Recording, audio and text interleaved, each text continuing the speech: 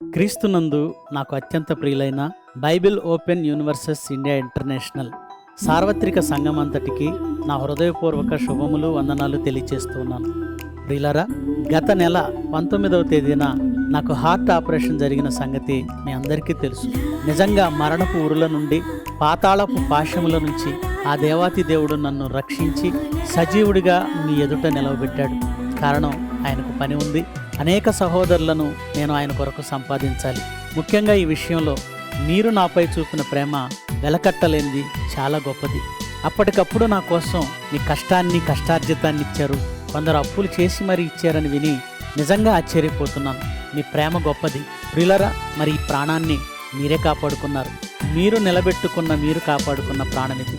అందుకే మీరు చూపిన ప్రేమకు ఆశ్చర్యచకితుడనైన నేను కృతజ్ఞత చెప్పాలి, ఎలా తెలియచేయాలని ఆలోచించినప్పుడు ఒక కృతజ్ఞత కూడికను ఏర్పాటు చేసి మీ అందరినీ ఆహ్వానించాలని ఒక ఆలోచన నాకు వచ్చింది.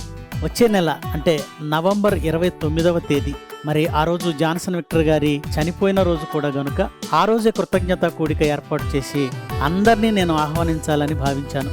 ముఖ్యంగా నాతోటి డెప్యూటీ డైరెక్టర్లు, అలాగే అడిషనల్ డెప్యూటీ డైరెక్టర్లు, ప్రిన్సిపల్స్, వైస్ ప్రిన్సిపల్స్, కోఆర్డినేటర్స్, అలాగే విద్యార్థులు, సంఘమంతా కూడా మరి మంగళగిరి క్రైస్ట్ చర్చి దగ్గర ఉన్న గ్రౌండ్లోనికి మీరంతా సాయంత్రం 4 గంటలకే చేరుకోవాలని నేను ఆహ్వానిస్తూ ఉన్నాను. మరి మీ అందరికీ నా ప్రేమపూర్వకమైన ఆతిథ్యాన్ని ఇచ్చి మిమ్మల్ని సత్కరించుకోవాలని భావిస్తూ ఉన్నాను.